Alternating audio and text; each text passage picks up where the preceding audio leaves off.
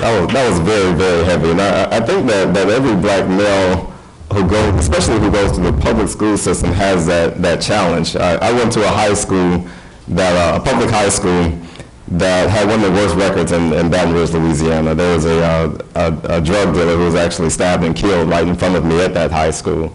And we had drugs rampant through the school, lots of crime, probably about 90% black students, and probably about 90% white teachers. And I can remember my own challenges of finding my identity, and every adolescent goes through a period where they're trying to find their identity. And I remember distinctly how I was able to compromise being an intellectual and retaining my masculinity so that I wasn't vulnerable in that environment. And it was through Black Power. When I got introduced to a man named Imari Obadelli, and my mother also has roots in the movement, but she married Brother Imari when I was in high school. And I started to talk to him a lot about Black Power, and he had directly confronted the system. His organization ended up in a shootout with police over their mission to carve out land as a separate nation in the United States. And as I read things like the ISIS papers and Malcolm X and things like that, there was a lot of discrepancies between what I was reading and what the teachers were teaching. And so when I was in 11th grade, I started to confront my teachers. And there were some teachers who sided with me and said, that Ivory, he's feisty, but he's on to something. There were others who was really against me. And I wrote articles in the school paper. I wrote one article called "Let's Get This Party Started." And it was basically telling the gangsters that they need to redirect their criminal element from targeting each other to targeting the system. And I can remember how the gangsters and the thugs used to relate to me. That really protected me from anything. And they like to listen to me. They like to read what I was writing in the paper. And so I think one thing we have to teach young black men is that education does not have to be passive. I think the passive nature of education really bores a lot of black men, particularly in an environment that's just too real for them. They're out there in the streets, their realities are hard, and they get in school and they're teaching things like, Christopher Columbus, was a little dazed and confused. Christopher Columbus was not confused. He knew exactly where he was going. He raped, pillaged, and robbed. And I'm embarrassed that Washington, D.C. is named for such a criminal, genocidal figure. And that's just the reality. And young black men need to know the truth. When you teach people lies, even when they don't know the truth, they don't sit with their spirit, they just don't want to listen to it. They don't want to cooperate with it. And when I started to learn the truth and start talking to my teachers like that, that's when I got respect from other black men in the school. And they started to see, well, maybe masculinity has a different dimension to it. So thanks for indulging that panelist intrusion. But I'd like to redirect this question to Brother James Moore. Something caught my attention that you said. You talked about a scholarly identity, and you talked about how we formulate different other types of identities in school. When someone is gifted in athletics, there are certain people out there, very powerful people, that will come in and protect that individual and create an identity for them, and they might have just modest academic caliber, but they're able to push them in such a way where they go on to college. I know that a lot of rural colleges like University of Maine and South Dakota, they actually go to inner cities and recruit young black men. And so I'd like for you to talk about what are some strategies that we might be able to use to create the scholarly identity, and how can maybe some of us in a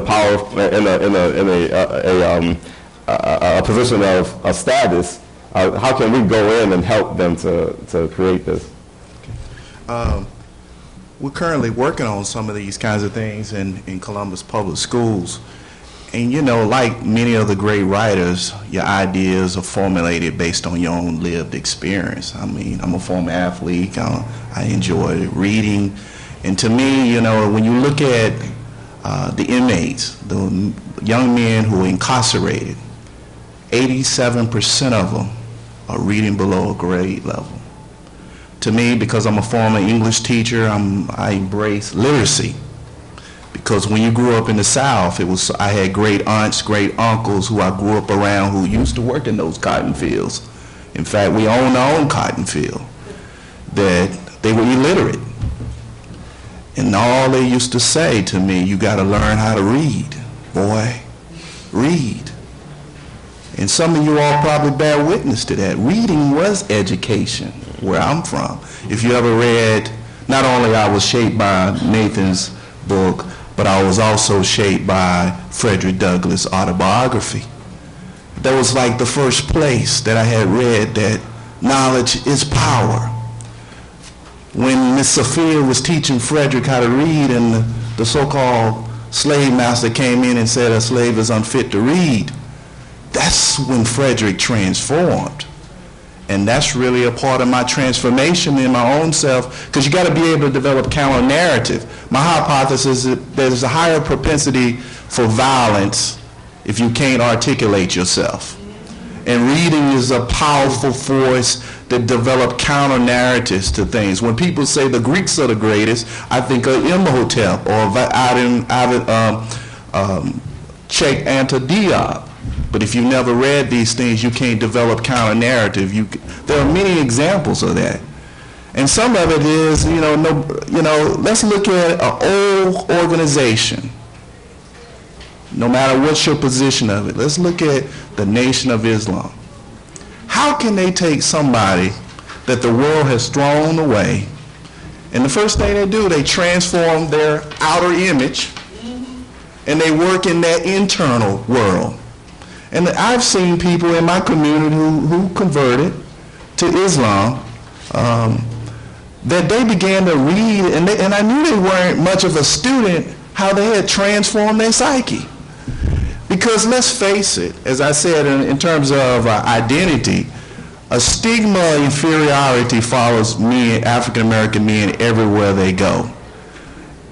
Regardless whether they got a degree from Princeton, Ohio State, Norfolk State, Delaware State, a stigma of inferiority follows you everywhere you go. We losing young brothers at the elementary, middle, high school, even when they get undergraduate. Guess what? I teach PhD students. We lose them at the PhD level because of that stigma of inferiority. And one of the things that I always like to talk about in terms of the scholar identity and developing a counter-narrative, it always begins with self-understanding. You first have to embrace and value who you are. The first thing, people always say, you love South Carolina. I do. Because you know why? My mother and father supplemented my education with telling me about Eartha Kitt, Mary McLeod Bethune, Benjamin Mays, Ronald McNair, all from South Carolina. They helped me develop counter-narrative. If they came from good stock, son, you certainly came from good stock also.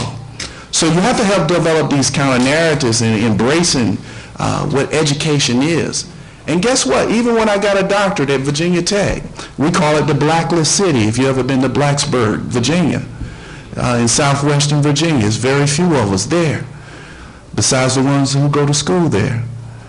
And one of the things that I learned, you can even have an advanced degree and still be miseducated. You got that right. Especially when you got that right. Main one. And let me say that again. You can have an advanced degree and still be miseducated. I knew from the day one when I knew what my calling was. And I knew I wanted to focus on black people, and I wasn't going to apologize because I want to focus on black people. But guess what? It's so few of us. We graduate less than maybe 1,500, 1,600 black PhD annually out of 35 million black people in America. Less than 1% of the world has a doctorate. We graduate less than 1,600, and most of them are African-American women. And then if you want to study black men, who are you going to study with to learn about black men? They're going to tell me about Freud.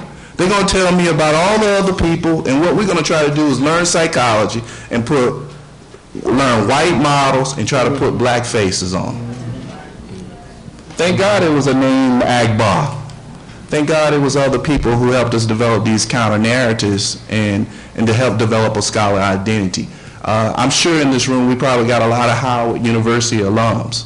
It's a special place for me, even though I never graduated from there, because of the great academics who used to work at Howard University, like E. Franklin Frazier, Charles Drew, all of those wonderful black, Elaine Lott, the first black Oxford scholar.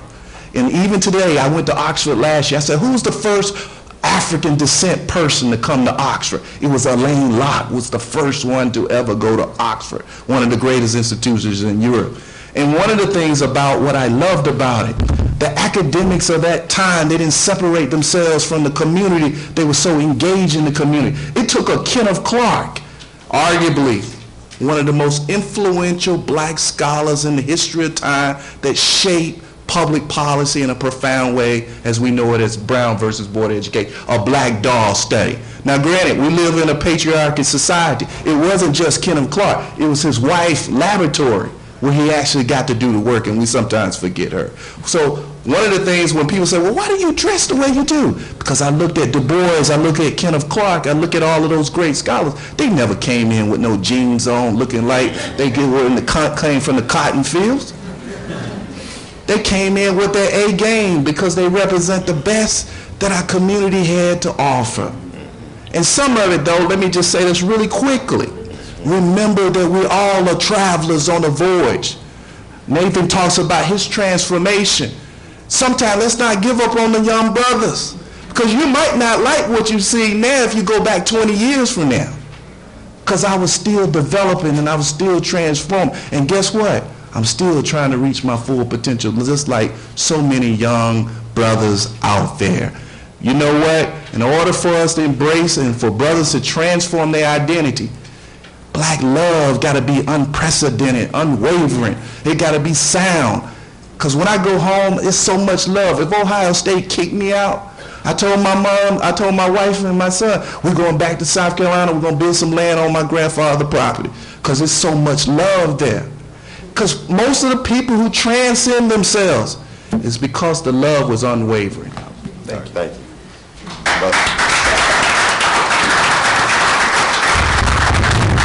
Let's get into it. It's a passionate subject. Okay, we're gonna step into a Q&A period. There's a few that are selected out, and we may have some time to float the mic around too. Please keep your questions brief, and please ask a question as opposed to giving commentary. Thank you for that. The first question is from Miss Tiffany White, and I'm going to let her say it herself if she's here. Tiffany White. Hello, everyone. My question is to Dr. Hill. What is the hip-hop industry doing to impact young black males? Positively? Yes. Yes. Well, yeah, positively. It's a whole different conversation, you know. That's a tough one, to be quite honest. I think that hip-hop culture yields enormous possibility for improving the educational outcomes of young people. I actually just finished a book called Beach Rhymes and Classroom Life, where I talk about, you know, how to connect hip-hop culture to classroom pedagogy, classroom outcomes. How can we get hip-hop to help people learn stuff? Let me take a step back, because I think part of your question deals with this broader issue that the brothers were just talking about. One of the things is we have to figure out what young people have to offer already. Right? So often we imagine our young people as coming with nothing and requiring us to lead them and teach them everything, when in fact they bring an extraordinary range of knowledge and vocabularies and literacies and skills and talents that are already there. They just need to be shaped and molded. So for example, when we talk about the context of literacy, right? And we talk about people not being literate. We need to talk about the various ways that people are literate and the various ways that people perform literacy, the various ways that people perform numeracy. You got kids that work in their parents' corner store counting change without a register, but they can't pass the arithmetic test. You got kids who are writing rap lyrics. You got kids who are writing street fiction novels, who go to school and don't pass English. And so somehow we have to find a way to link those two things in such a fashion that they actually improve educational outcomes and learn that what they're already doing has deep intellectual value. That's critical. So to take that to hip hop, in particular, one of the things you see with hip hop culture is a deep sense of history. Right? A deep sense of history, a deep sense of literary illusion, a deep sense of context. In 2003, we created a program called Hip Hop Lit. And Hip Hop Lit was an English intervention where we used hip hop text, particularly printed rap music, to teach literary interpretation. So instead of Shakespeare or Yeats or something like that, we used Lauryn Hill, Immortal Technique. We used all these different rappers to teach literary interpretation. And the kids' inferential reading scores went up. That means they learned how to understand text and how to interpret text and how to make sense of text, just as good as the kids who were doing the European stuff. In fact, the kids we did it with were so talented that they made them leave the night school program they were in and come back to the day school to take the standardized test and make the school scores go up from hip-hop. So that's part of the potential of hip-hop. Now, we don't want to romanticize that because you can't, if you're going in for your interview at Harvard, you can't be spitting Lil Wayne, you know what I mean? I'm a venereal disease. You need something. Some of y'all know what I'm talking about. You need something else. But there might be a way to build a sturdy bridge between what youth already have and what they already know and what we want them to have. And so that's what I think hip-hop has to offer. But so often the hip-hop generation themselves, I went to Westinghouse High School in Brooklyn. About 3 years ago, and I was giving a speech before the kids, and one of the crossing guards mentioned to me that Jay-Z had gone to the school, and that Biggie had gone to the school, and that Busta Rhymes had gone to the school, and that Lil Kim had gone to the school, and they were all there basically over the same period, over a 6-year period, they were all there. So I went to teachers, I went to counselors, I went to ministers, I even went to the school police to get stories about them, because I figured I could write a really interesting story or a book about their experience at this high school. What is it like to have 4 such talented people? And I expected to hear stories about Jay-Z and Biggie battling in the lunchroom, or Busta Rhymes writing rhymes outside, or Lil Kim in the fire tower or something. And I got none of that. The one thing that connected each person who talked about those 4 extraordinary individuals was that nobody could remember any of them. Not one person could remember any of those people. So that suggests to me, as the brother was saying, these people are succeeding not because of school, but in spite of it.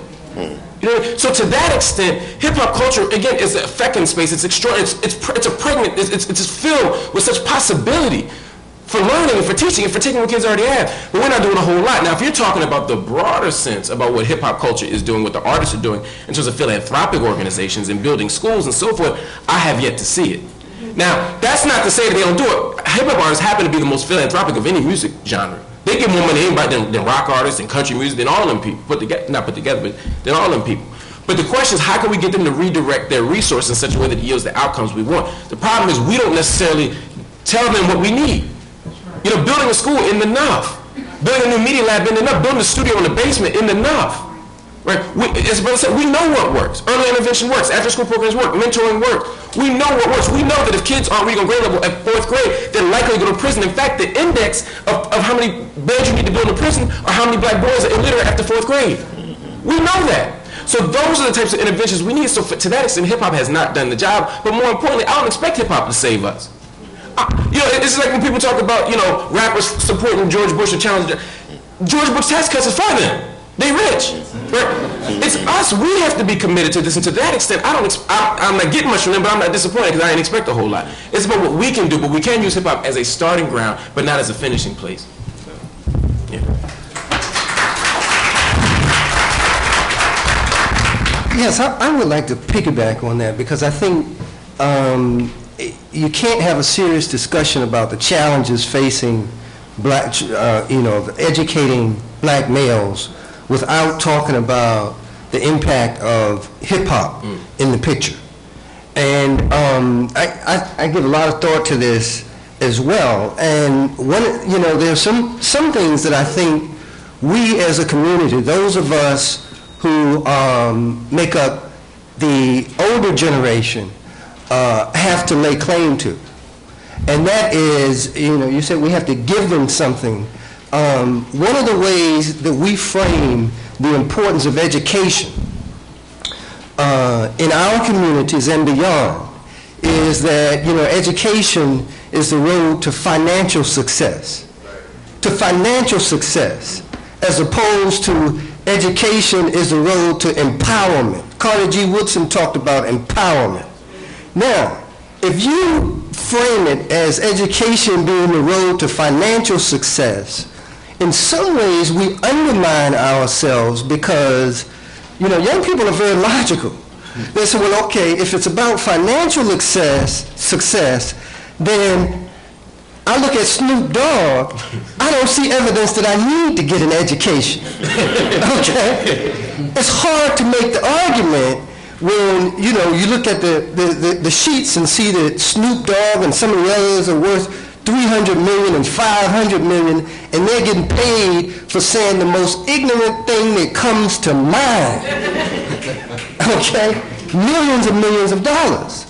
If you reframe it and say education is about empowerment, all right, then I think you run a better chance of getting young people who are using their energies, for writing lyrics or whatever, to redirect those energies.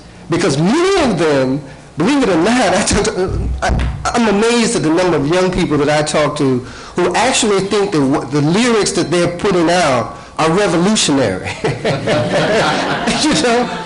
really think they're being revolutionary. And I'm saying, and so my thing is to challenge them. And I challenge them and say, okay, you're revolutionary. How can you be revolutionary and cooperate in your own destruction? That's not revolutionary. That's passive. That's passive. Give me revolutionary. And so I tell them, bring me your music and I'll bring you some. And I'll lay some, I maybe give them some Gil Scott Heron. And they say, you mean Jill Scott, don't you? I said, no. I said, no. I said Gil Scott Heron, and I lay some of mine out there and said, give me yours, all right? And engage them in that way. And it's similar to what, what he was talking about. Engage them, deal with where they are to try to get them to where we want them to go. But we got to engage them with where they are. And hip-hop is a major, major piece in the challenge that we face. Thank you. We have a lot of questions, so we're going to move through it. I'm going to start timing the responses to this point. So I will say time after 2 minutes. I will say time. And the next question comes from Dr. Brenda Green. Are you still at John Jay? No, at Evers. Mother of Khalid. Yes, I want to support what you said about hip hop because we have two courses that we developed as a result of hip hop and the spoken word. We have a course at the high school level for students, and they get credit for taking the spoken word in written text, and we have a course at the college level. But my question goes to the whole idea that the disengagement with black males really cuts across class. Mentioned that Talib Kweli is my son, but I almost lost him. And it was in high school. And he was at Brooklyn Tech, where the majority, you have to take an exam to get into that school. And it was because he was disengaged with school. He and many of his friends. The stories I got, they didn't go to class. They stayed in the cafeteria doing lyrics. And at one point, the principal said he had all the right things. He had a father in the home. He came from, it was a middle-class home. But the principal said to me, we can't do anything. He's a leader. You need to find some place to take him. So we took him out of school and put him in private school. But so most of the young people who came in with him did not graduate from Brooklyn Tech. Some of them ended up going and getting the GED. They went to Boys and Girls High School, which was the neighborhood school. So my question is, what can we do in the schools, given the fact that not only are we losing black males because of disparity across economic classes and the lack of a father figure, we're losing them across the board. It was nothing for him to come into he said, driving down Eastern Parkway, you knew you were going to get stopped if you're in a car with black males. So it cuts across everything. So my question is, what else can we do? Thank you. Because part of my background, I focus on accelerated learning, and primarily because you find a lot of young men disengage at that level, even when they come from affluent backgrounds, two-parent households, because the curriculum is not affirming. Mm-hmm. And we teach to a certain level. Every student needs a special education, because differentiated instruction is embracing gifted and talented classrooms. Oftentimes, the teacher is only going to teach to a certain level. And your son sounds like it, the biggest underachievers are the gifted and talented students, because they suffer from boredom. Mm-hmm. You're not challenging them intellectually. See, one of the things, there's an art and there's a science with syntax and lyrics. And so they will like that part of it, that level of engagement. So you got to reach students where they are. But unfortunately, many of our teachers are not equipped to work with young men like your son. Unfortunately, a disproportionate number of our kids, no matter whether we like it or not, or even in some of our urban centers, are going to be educated by people who don't look like them. Mm-hmm. Unfortunately, we have a lot of kids who are in special education rather than gifted education because of some of the things the brothers were talking about, behaviors that they exhibit. From a policy standpoint, some young brothers are locked out of accelerated learning. Some school districts, even some of our urban school districts, say if the parent is not engaged in the school system, they cannot partake in those courses. Okay. So, thank you. You didn't even have to hit the buzzer on me. Jacqueline Jones. Jacqueline Jones. Thank you. Good afternoon. Thank you for taking my question. I'm a single mom of two little boys. 4 and a 5-year-old, and I was at a crossroad about whether to put my 5-year-old in a public school for kindergarten or whether to keep him in a private school that I had him in for preschool. And I decided to keep him in the private school because I've been very disfranchised about the D.C. public school systems here. I actually live in Maryland, but and I get criticized from my friends that, I'm part of the problem. It's because of parents like me that, we're not supporting the public education, and, I'm kind of perpetuating that. So my question is whether, I just want to kind of get your feedback on that, because like I said, I am a single mom, no male figure to help raise my boys, so I want to make sure that I don't lose them, because I just can't afford to do that. Thank you. I'll attempt to address that. My sense is you do what you think is absolute best for your child.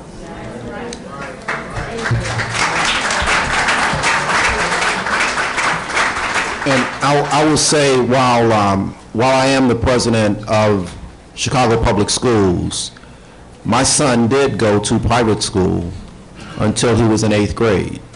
And he did that. We went and got the absolute best education we could get for him. And we challenged it every single year. And I was as engaged at his private school as I was at his public school, which led to me being the president of the Board of Education. So I think in all of those things and in what you're trying to do, those early years are the most important years. That is the foundation upon which you base everything else. And if they don't get it right then, they won't get it right. So your friends should do whatever they think they should do for their children, and you should do whatever you think you should do for yours, and be unapologetic about that to anyone. Can I push back a little bit more?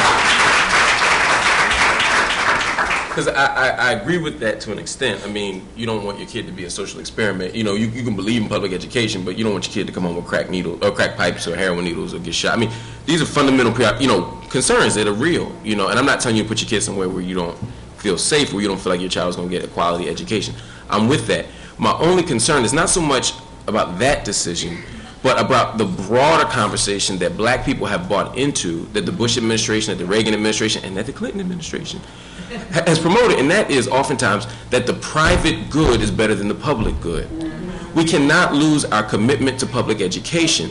And so if we imagine public education as secondary, or the alternative, that's what you do when you can't get into a private school, you can't afford a private school or an independent school, then we have a problem. So I understand this is where rubber meets the road now. I mean, again, do what you got to do what you can. I agree with you 100%. But we can never, ever, ever think that public education is something that can be compromised or sacrificed. Because at all moments, the bulk of us and the most vulnerable and the most desperate of us are always going to be there.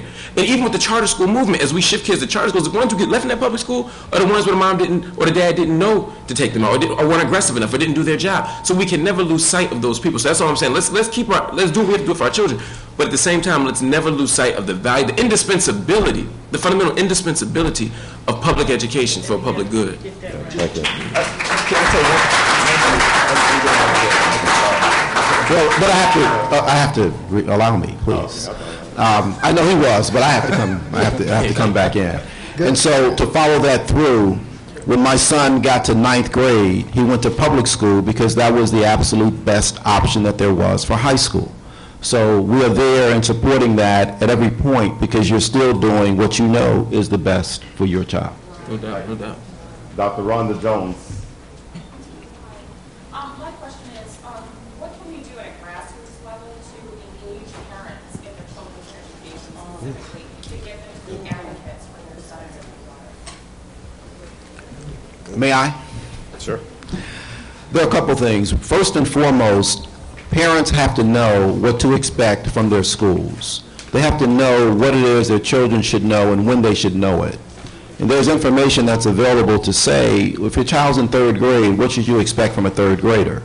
You then challenge your child when they come home to find out what it is that they know, and if they don't know what they should know, then you challenge the school.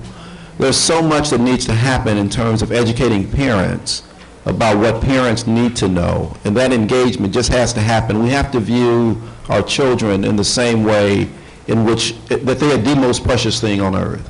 And when we do that, we simply engage, and sometimes it is as simple as showing yourself, as was mentioned earlier, that people pay attention to your child because they show themselves. How do we get more parents engaged in that? You know, one of the things that's certainly interesting in our community, that we don't get the level of parental involvement that we need. And we have had, you know, and it seems challenging that when we speak to us about that, then we push back. I have developed a good friendship with Bill Cosby.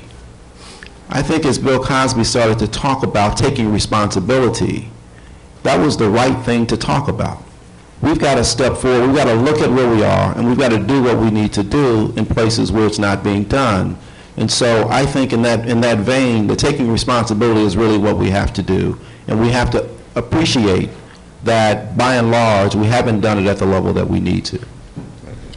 Ryan.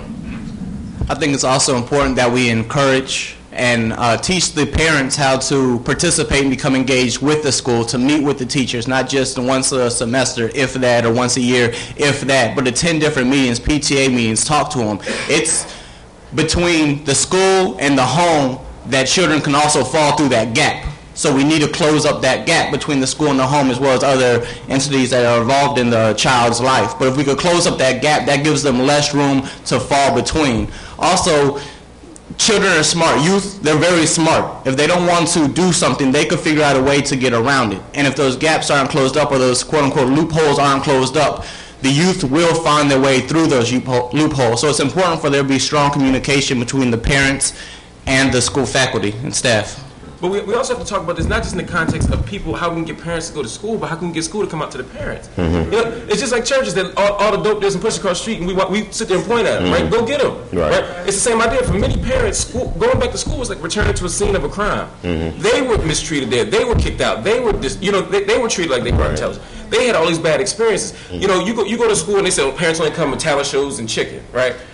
Have some chicken. Have a talent show. But when you have that chicken and that talent show, tell them what's going on with their kids. Right. Make them sign up for something. Make them participate. individual responsibility is of critical importance, but schools have a responsibility, and even on a grassroots level, we have a responsibility for making schools reach out to us, go to the churches, go to the neighborhoods, go to the community centers, go to places where parents feel safe as well. It goes both ways. I just want to make sure we talk about all that. Yeah, absolutely. Ryan Davis.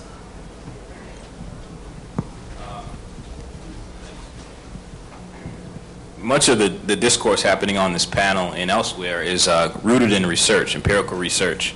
And so meanwhile, we have school practitioners and public policymakers making decisions based off other sources of information. How can we develop a system that best informs, that research best informs policy and practice, thereby making the two more mutually inclusive? Go ahead.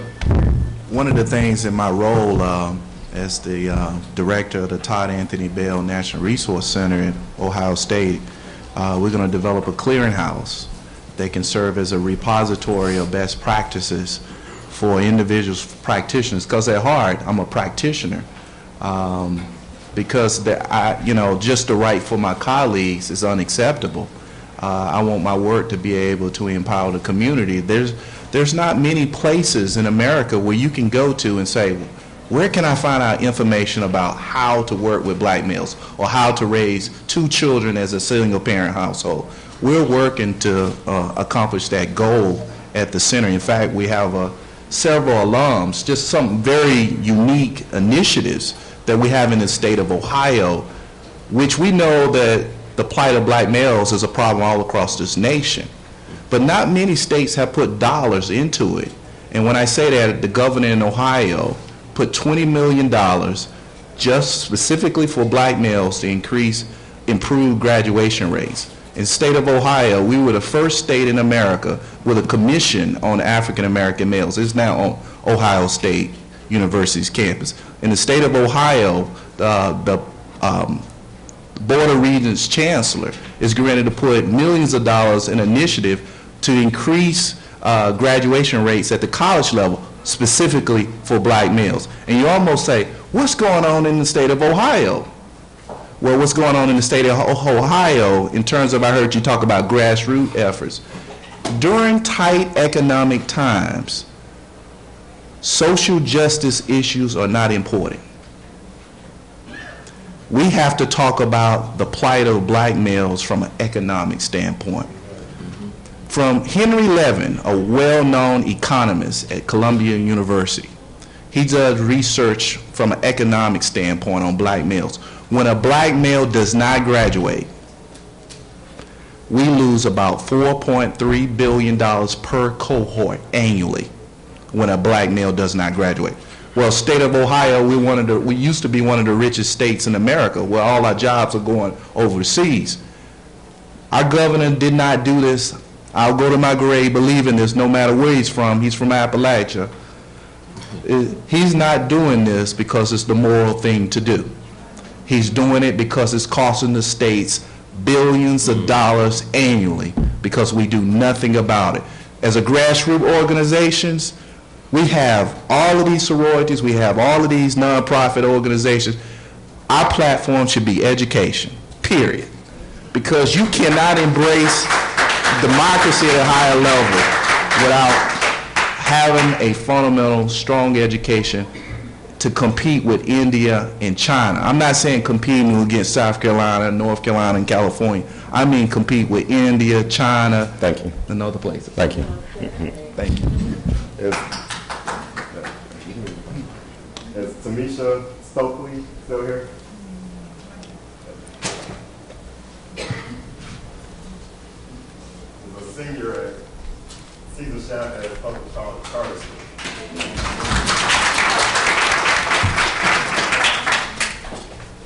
Okay, my question is, how can we blame the student who's not going to school when sometimes the teachers and the parents are not pushing them forward to get an education?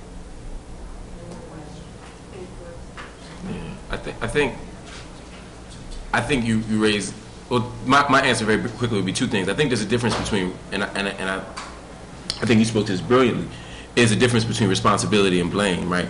The question isn't necessarily, are you to blame for not being in a great environment. The question is, what is your responsibility? As Jesse says, if you're in a ditch, you reach for a rope or a shovel, right? So to some extent, we have to engage in responsible acts, even if it's not our fault that we're in a bad place in the first place.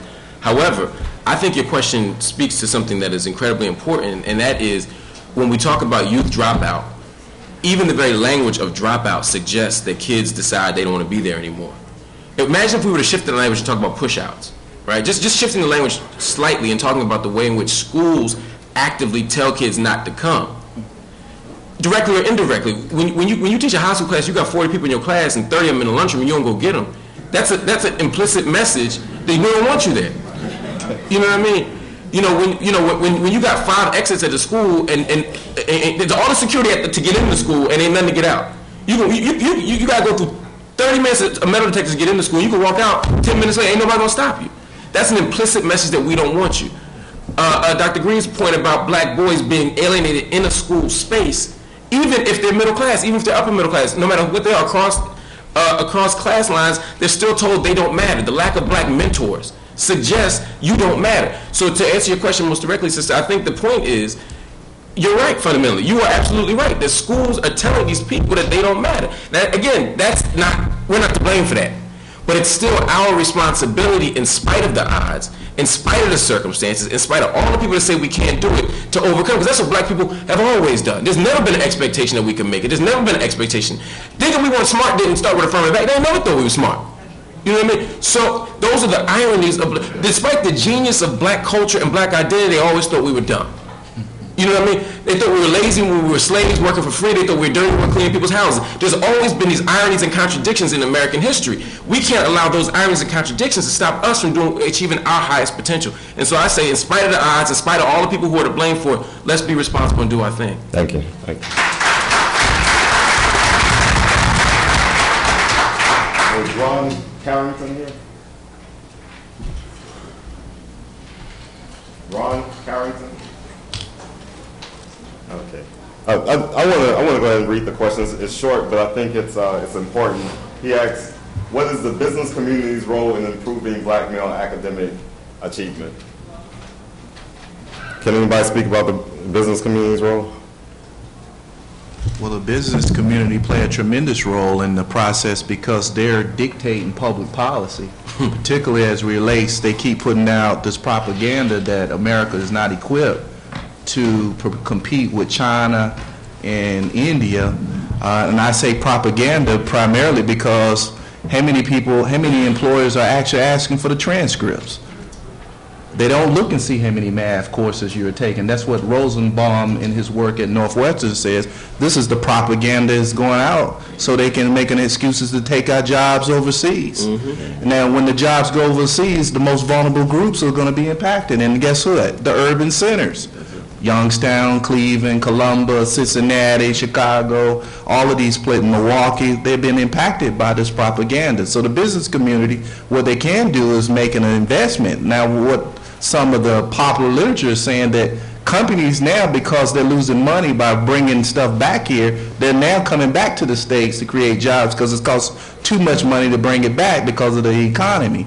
So what companies can do is invest in school systems. They could give time off for employers to go into the inner cities and rural communities to mentor these young students. What they can do is serve as mentors so kids can have vicarious experiences where they learn how to be an engineer, so they can learn how to be a teacher. Because, you know, when we look through the looking glass self, we look at possibilities based on what we see there. And if we see doctors and lawyers and all different kinds of, because there are over 12,000 categorized jobs, and most students don't know of probably no more than 100. Yeah, thank you. Let me add, the brother's statement on the economic issue is central. The dominant culture will never do anything for us until it benefits them. Mm-hmm. And as we start to look at the plight of black males and what that does on an economic standpoint, when that is seen, when the jobs are gone, as we see what's going on Wall Street today, when we see these things happening, you see the economic aspect of that, then it will change. But it will not change directly to help the black male. It will change directly because it benefits them. Right. Thank you. For sure. Okay, we're going to take one last question. We have a lot left up here, and I apologize that we couldn't get to all of them. I want to talk a little bit about next steps. I'm the newly appointed editor of the Journal of Negro Education, and I have one of my assistants here. And she's going to assist me in getting these questions typed up, the evaluations typed up, and further dialogue with the panelists, and also the footage of the video, and we're going to cover it in the journal. Too often we have great conversations like this, but they don't go past the room that they have them in. And so we're going to work hard to get all this stuff documented, publish it in the Journal of Negro Education. You get your subscription, and you'll get a copy of the report. Our last question is going to be from Ms. Brooks.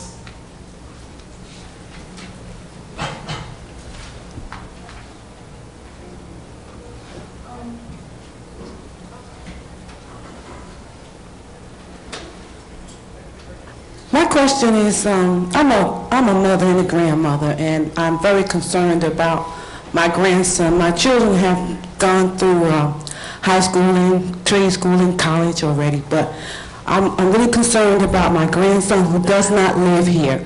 And so therefore I don't have much say in what's going on in his life. And I'm thinking this conference is a very good thing, giving our children awareness of what's going on. But how do we reach those children that are not here?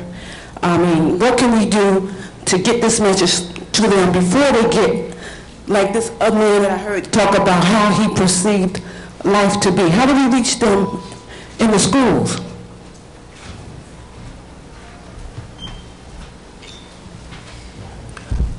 I'll try. I'll suggest a number of things. One thing that's really important, particularly as it relates to our young black men, is to show them what's possible. We have to find ways. There are a number of men here in D.C. for this conference.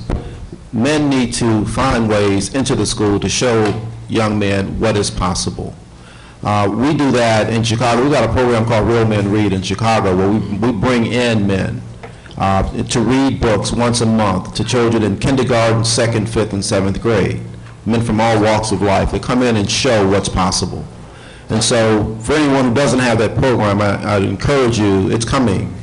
Grab onto it, participate. But what we have to do, just as we've done here, is not allow what the media shows to be what our children believe, but to show them what the truth is by presenting ourselves.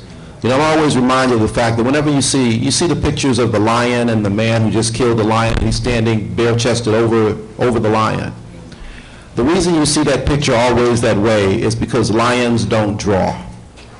So the story is always told by those who are able to tell the story.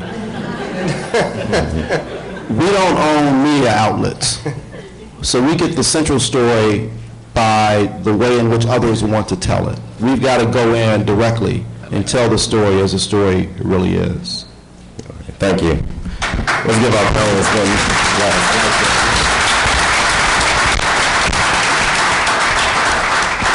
Okay, with our last 10 minutes, I want us to do two things, and I want us to actually close the panel about 5 minutes early because I want to get that rush to the stage so you all can have some time to talk to them one-on-one. But I would like each panelist to give us one take-home. We've talked about a lot, but if you want to give one take-home, this is something that they want you to write down and make sure that you reflect on this and take it further. Each panelist, please give one take-home, and you have enough time to get your thoughts together? Okay. Let's start with Ryan. Okay, so we'll start with Ryan, make our way back down to me, and then we'll close us out. I think one thing that we might want to keep in mind, although it may seem very small, is just to give support and be there.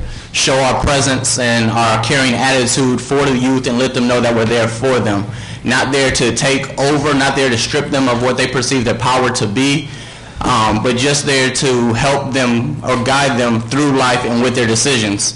I was actually talking to one man who, a home-based counselor, who said he went into the home to work with this child who was failing at school, having trouble showing up to school as well as performing.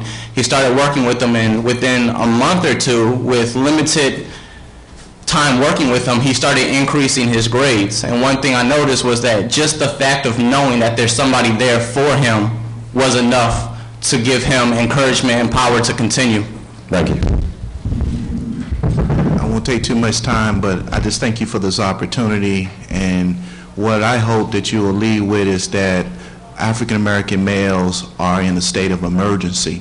One of the things we didn't focus on is that, you know, we stayed at the boy stage, at the K-12 and high, but we're losing young men and old men throughout the educational pipeline, throughout the lifespan. And so what I say, would like for you to take back is each one, reach one. Thank you. Thank you. There's so much, there's truly so much that we didn't cover.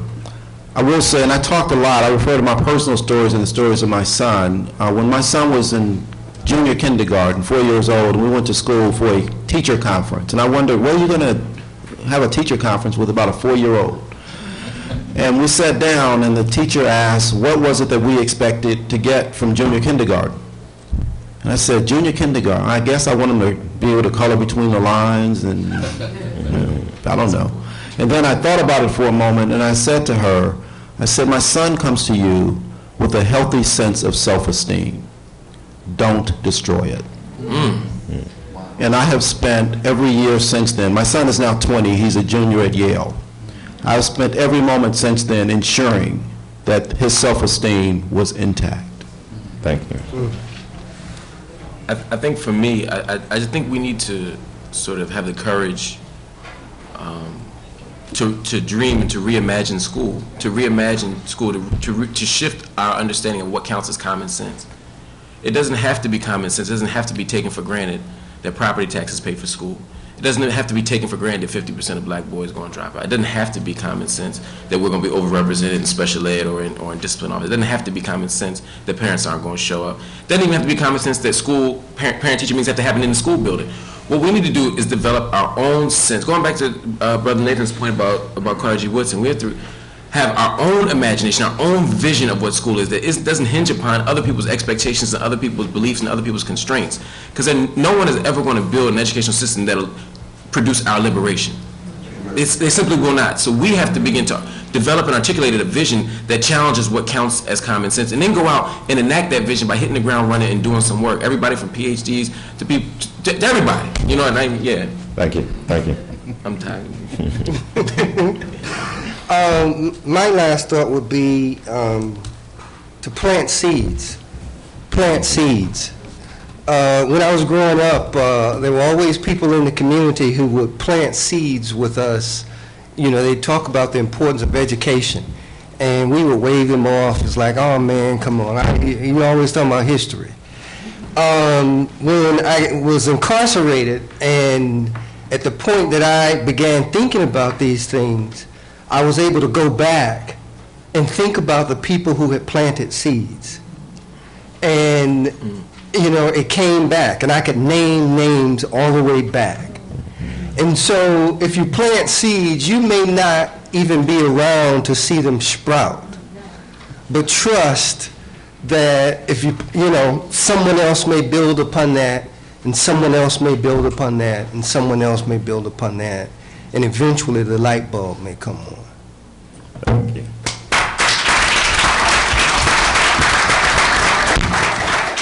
Okay, a couple of things. I've asked our panelists to stay for a few minutes for one of my assistants to interview them. I want to change that recommendation. I would like for us to call you afterwards, so I don't hog your time during this.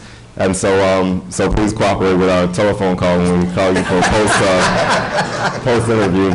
The Breaking Barriers report, I brought 180 down here, and they're all gone right now, and I think that's great. We do have plenty of more. If you didn't get it here at the session, there's some in the exhibit area. We also have some up in our office in 210, and you can also download it from offline at our website, www.cbcfinc.org. This is a program that is a part of the Emerging Leader Series. The next program will take place immediately after this in the book pavilion. We have a financial literacy panel, and in the afternoon, we have a panel discussion called Reversing the Brain Drain, which deals with community health in the black community. I thank all of you all so much for coming. Thank you for taking the notes. Thank you for your comments, and I'll leave you to the panel.